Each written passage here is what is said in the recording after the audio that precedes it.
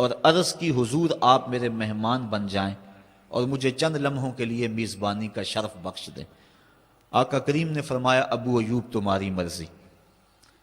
حضرت ابو ایوب انصاری نے جلدی جلدی چٹائی بچھائی، حضور کو بٹھایا اور اہل خانہ کو بکری کا ایک بچہ ذبح کر کے دیا، کہا جلدی جلدی کھانا تیار کر دو، میرے آقا کو سخت بھوک لگی ہوئی ہے۔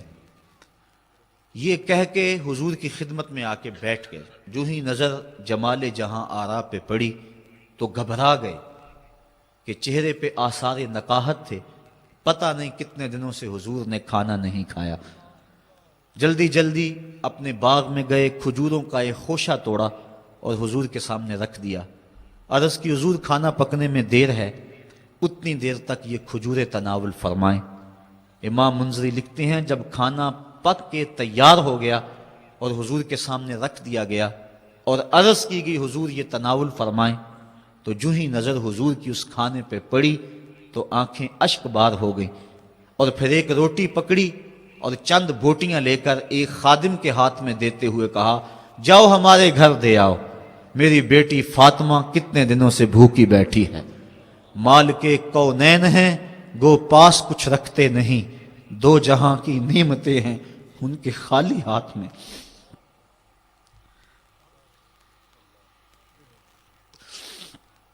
یہ بات کر لینا بھی آسان اور اس کو سن لینا بھی آسان، لیکن عملاً اس راستے سے گزرنا پڑے تو دن کو تارے نظر آ جائیں۔ گھر میں بیٹی فاقوں سے ہو، میں دیکھوں کیسے تبلیغ جاری رہتی ہے، کیسے تقریر جاری رہتی ہے۔ گھر میں بیٹی فاقوں سے ہے لیکن پیغمبر اسلام تبلیغ جاری کیے ہوئے ہیں۔ کبھی طائف کے بازاروں میں پتھر کھائے جا رہے ہیں۔ درود شریف پڑھیے۔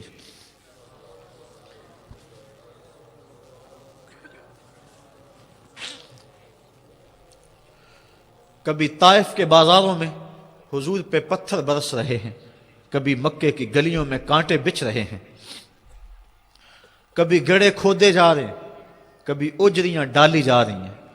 جن راہوں سے گزرتے ہیں ایک بڑھیا مسلسل کوڑا پھینکتی ہے، بھاری اجریاں جس میں اطہر پہ ڈال دی جاتی ہیں۔ مکہ المکرمہ کا ماحول جس طرح اذیتوں سے بھر دیا گیا، تاریخ کا کوئی بھی قاری اس سے بے خبر نہیں۔ خون جگر دے دے کس چمن کو سینچا، اس دین کی بنیادوں میں پیغمبر کا خون ہے۔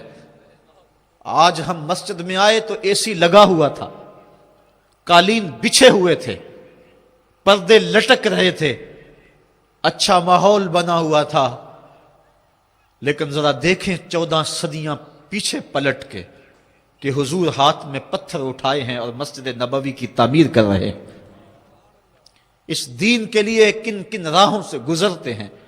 شاب ابی طالب کے اندر جو دکھ سہے، جو تکلیفیں برداشت کی، ان کو کون بھول سکتا ہے؟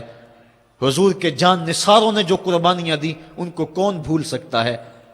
کتب تواریخ پڑھیں کہ عورتوں کی چھاتیوں سے دودھ سوکھ گیا، اور جب شاب ابی طالب کی گھاٹی میں بچے روتے ہیں، چیختے ہیں، بھوک سے تڑپتے ہیں، تو مائیں یہ کہہ کے چپ کراتی ہیں بیٹا چپ کر جاؤ، اگر کافروں نے سن لیا تو آقا کو تانے دیں گے۔ تو وہ بچے بھی چپ ہو جاتے ہیں۔ اس دین کو جس انداز سے حضور نے اس کی آبیاری کی اور اس کی بنیادوں میں اپنا اور اپنے اصحاب کا لہو دیا، بلال حبشی کی قربانیوں کو کون بھول سکتا ہے؟ حضرت سمیہ کی قربانی کو کون بھول سکتا ہے؟ حضرت عمار ابن یاسر کی قربانی کو کون بھول سکتا ہے؟ اس دین کے چمن کو سینچا، اور جب دین کے چمن پہ پھل آیا تو اللہ تعالیٰ جل شانہ نے اپنے محبوب کو کہا کہ محبوب اب تیری مرضی کیا ہے؟ اس چمن کو 4 دن دیکھنا ہے یا کہ میرے پاس آنا ہے؟ تو حضور نے عرض کی مالک جو میری ذمہ داری تھی وہ میں نے پوری کر لی، اللہم بالرفیق الاعلی، میں تو تیرے حضور حاضر ہونا چاہتا ہوں۔ صحابہ نے اس چمن کی پھر آبیاری کی۔ حضرت ابو بکر صدیق رضی اللہ تعالیٰ عنہ نے اپنا خون جگر پیش کیا، حضرت عمر فاروق رضی اللہ تعالیٰ عنہ نے اپنی زندگی کا ایک ایک لمحہ اس دین کے لیے صرف کر دیا، اور سارے دور خلافت میں سو کر نہیں دیکھا۔ حضرت عثمان غنی نے وہ حضور نے جو خلافت کی قمیض دی تھی اس کی آبرو بچانے کے لیے قربانی دے دی، بھوکے اور پیاسے شہادت قبول کر لی، لیکن جبر کو قبول نہ کیا۔ حضرت علی المرتضیٰ رضی اللہ تعالیٰ عنہ نے جس انداز سے جرأت اور پامردی کا مظاہرہ کیا وہ بھی تاریخ کے سامنے ہے۔ وقت گزرتا گیا حتیٰ کہ 60 ہجری میں یزید تخت نشین ہوا۔ یزید بدکار شخص تھا، ابن اسیر اور دیگر بڑی بڑی معتبر کتب تواریخ میں اس کے سیاہ کارناموں کے تذکرے موجود ہیں۔ وہ زانی تھا، شرابی تھا، مسلمانوں کا قاتل تھا۔ بنت عنب کے ساتھ شہر مکہ اور شہر محبوب مدینہ تو رسول میں جو اس کی بدمعاشیاں ہیں ان سے کون بے خبر ہے۔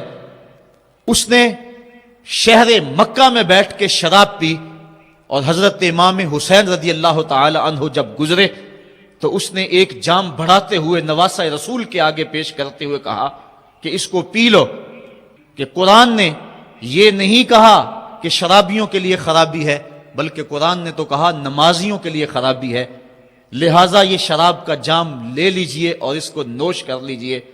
حضرت امام حسین اللہ یاس باللہ کہتے ہوئے آگے گزر گئے۔ انہوں نے یزید کن کرتوتوں کو اپنی آنکھوں کے سامنے دیکھا تھا اور اس کے سیاہ کارنامے حضرت عبداللہ فرماتے ہیں کہ ہم نے اس وقت اس پہ خروج کیا جب ہمیں یقین ہو گیا کہ اس کی کرتوتوں کی وجہ سے آسمان سے کہیں پتھر نہ برسنے لگ جائیں۔ صرف واقعہ کربلا ہی نہیں، اس نے مدینہ تو رسول کے اندر 700 صحابہ کو شہید کیا، 10,000 تابعین کو قتل کیا اور 300 نوجوان خواتین کی آبرو ریزی کروائی۔ اور مکہ المکرمہ میں یزید نے کعبۃ اللہ پہ سنگ باری کی۔ یہ تاریخ کے حوالے ہیں جو آپ کے سامنے رکھ رہا ہوں۔ حتیٰ کہ پورا مطاف پتھروں سے بھر گیا، کعبے کا غلاف جل اٹھا۔ حضرت اسماعیل علیہ السلام کے عوض میں جو دمبا آیا تھا اس کے سینگ کعبۃ اللہ کی چھت پہ رکھے گئے تھے، وہ سینگ بھی جل گئے۔ اسی لیے ان ایام کو ایام حرہ کہا جاتا ہے۔ تاریخ کے اندر 3 دن تک مسجد نبوی میں نہ اذان ہوئی نہ اقامت ہوئی، اور مسجد نبوی کے اندر یزید کی فوجوں کے گھوڑے بندھے رہے، منبر رسول کی حرمت پامال کر دی گئی۔ اب وہ یزید جب تخت نشین ہوا تو حضرت امام حسین رضی اللہ تعالی عنہ کو ولید بن عتبہ نے بلا کر کہا کہ تم یزید کے لیے بیعت کر لو۔ تو حضرت امام حمام حضرت امام حسین نے 2 ٹوک کہا کہ یہ کیسے ہو سکتا ہے کہ میں اس جیسے ظالم شخص کے ہاتھ پہ بیعت کروں۔ آپ یہ کہہ کے پلٹے تو مروان بن حکم نے مشورہ دیا کہ یہ موقع ہے، جانے نہ دو، اگر یہ چلے گئے قابو پانا دوبارہ مشکل ہوگا، لہٰذا ابھی ان کو قتل کر دیا جائے۔ یہ حضرت امام حسین رضی اللہ تعالی عنہ کے کانوں میں آواز پڑی۔ روایات میں آتا ہے کہ آپ نے انہی قدموں کے بل پیچھے پلٹ کے نیام سے تلوار باہر نکالی اور ہوا میں لہرانی شروع کر دی۔